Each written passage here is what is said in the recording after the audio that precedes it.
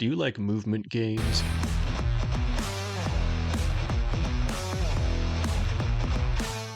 Sometimes I just scream. Wanna try?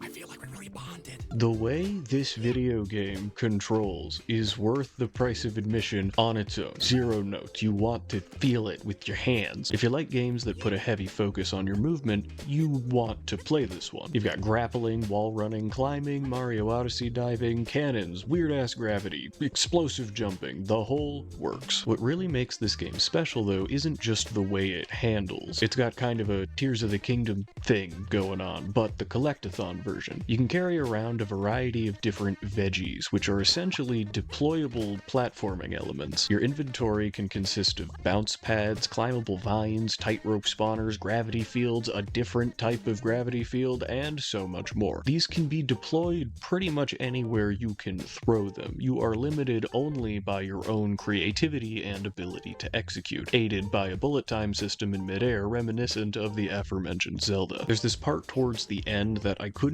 quite figure out how to do correctly on my first playthrough, so I didn't. If you're given a goal, so long as you can get there with the tools you're given, you can progress. Mostly. Oftentimes, this goal can be a self-imposed exploration challenge. Hub worlds are set up like these large playgrounds with tons of optional quests and content you could pass right on by. True to its collectathon roots, you're incentivized into exploring these worlds through the game's collectibles, which can be exchanged for trinkets. The trinkets vary from minor stat buffs to my favorite, the one that makes anything edible. Anything. It's great. Hey, kid, you look pretty impressionable. You're gonna want to take one of these cannonballs and swallow it whole. Wow, you really ate it. Listen, if you start to feel weird, get yourself checked out, okay? Peer pressure achievement unlocked. You're bound to find a funny NPC interaction or a platforming challenge if you take any interest in your surroundings. Yeah, fuck you, Dover. That was sick, bro. Oh, now I feel bad. I've made the Zelda comparison already, but the game has general Nintendo vibes in the way it's designed through and through, with a very accessible baseline difficulty that's never boring but never too challenging. Stronger players can then choose to challenge themselves by engaging in side content, NPC races and the like. And the NPCs, oh my god. Ugh, that sucks. This game has a great sense of humor. Almost everyone is either an asshole, stressed the hell out, or a stressed out asshole. Where is that purple twerp? When it comes to the NPCs in this game being awesome, my favorite example of this is in the first major chapter of the game. You come across this desert hare village, and a large portion of the townspeople are just standing around sweeping. If you talk to them, they're all like, "Hey, I'm sweeping here." Get out of here and stop dragging sand around. Okay, Jesus, you guys in your sand. Maybe you shouldn't have lived in the fucking desert. Eventually you get tied up and thrown in jail, don't worry about it, but when you escape, they all have new dialogue for you. Anytime you ask one of them to untie you, they're just like, "Sorry man, I just sweep, I don't do ropes. We got a guy for that, you a rope guy, go see them." There's just too much gold here with the NPCs to show it all, but here are some of my highlights. Papa needs his milk! Stop snatching my succulent! We were thinking about doing some, petty theft from a small business. What do you think about that, legally speaking? You should really only steal from major corporations. The game's just full of polish and little details that I really appreciated. Collecting a new bug prompts this little inspection window where Hop goes through the process of identifying it, and it always makes devouring it immediately afterwards that much more funny. This is a swallowtail butterfly. Equipping a trinket has you physically placing a pin on Hop's actual backpack. That's a cute detail. There's no shortage of stuff to praise this game for, but it should be noted, the game's got some bugs. Yes, thank you. Some of them are pretty funny and quite minor, but some of them, like, okay, just look at this patch note. Should be much harder to fall through the floor.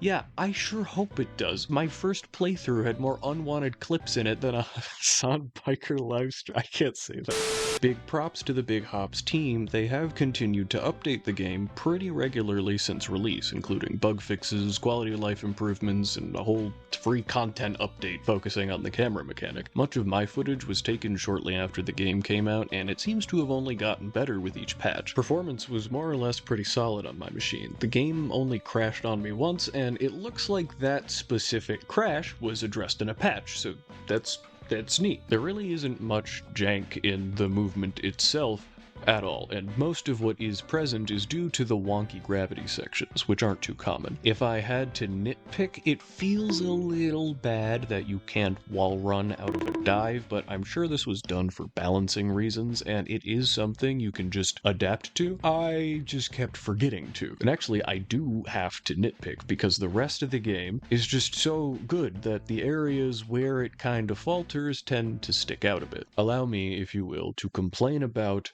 the drill.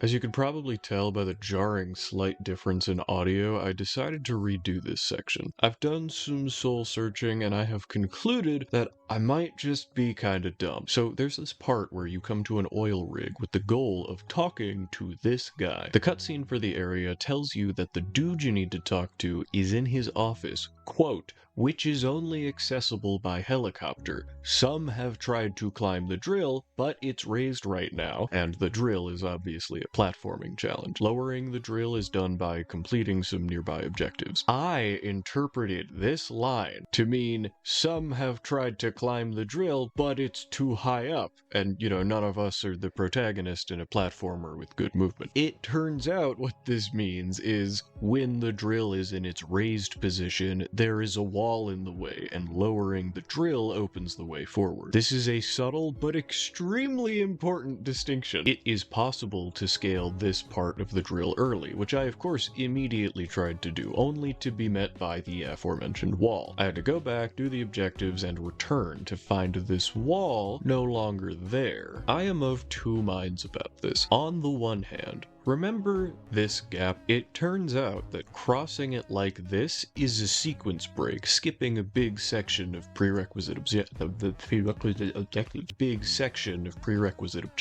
The game allows for stuff like this sometimes when applicable. It made sense to me that in the Tears of the Kingdom of platformers, get to the top of this thing would be a breakable sequence. There's so many ways to get on top of things. On the other hand, this wall is part of the mechanism that holds the drill in place. You can see it open up when the drill lowers. And I was told in dialogue that people have tried to climb it, but it is raised so they could not. It's absolutely my fault for platforming my way up to a wall. I think this goes to show that as a developer, you can never underestimate the stupidity of the player. That's me, hi. I don't know if this experience I had with the drill is a common one or not. All I know is in this moment, I was not on the same page as the developers. I made an assumption that this was a valid path despite the game's best efforts. Ultimately though, I think I put it well in my original draft. It wasn't even that big a deal, because I wouldn't have wanted to miss out on fixing the rigs and learning about how sandwiches are supposed to be made, with the bread in the middle,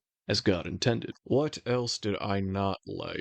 The boss fights kinda... You may have noticed this is a game that doesn't have enemies. It's pretty unilaterally focused on your movement and the environment you're moving in. There's another game I've covered, Haste Broken Worlds, which is similarly focused purely on your movement and the environment. And I think the bosses in that game are a fantastic example of how you can get compelling fights without having to shoehorn combat into the game. The fights are done through the movement you've been doing all game. Each boss manipulates or becomes the environment that you're moving in. The first boss in Big Hops, for example, does this somewhat. You do have to be moving around, but the arena is constrained. It focuses more on precision platforming rather than momentum and flow like the rest of the game. It still demands movement, but the fight tests a different skill set. However, this is something that the final boss that's not really a boss succeeds wildly at. Trying to be as spoiler-free as possible, it feels like a triumphant final exam. Demonstrate your proficiency in the game's movement. It's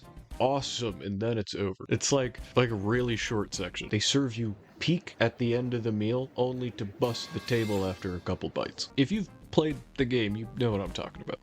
And if you haven't, you should fix that about yourself or something. Overall, Big Hops is a fantastic time with one of the most solid movement systems I've had the pleasure of experiencing in a platformer. Toss the game's veggies into the mix, and you're in for one of the most unique and coolest collectathons I think I've ever seen. Bolstered by a cast of funny and depressed animals to meet along the journey, there is rarely a chance to be bored. I want this game to blow the fuck up so I can watch the speedrunning community go wild and maybe even like a modding scene or something. Yeah, maybe.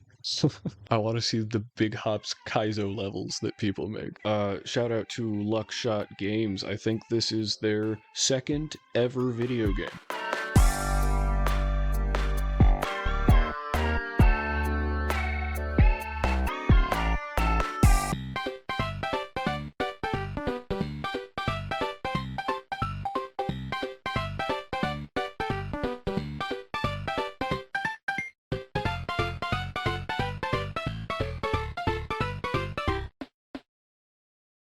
With the bread, in the middle, in the middle, in the middle, in the middle.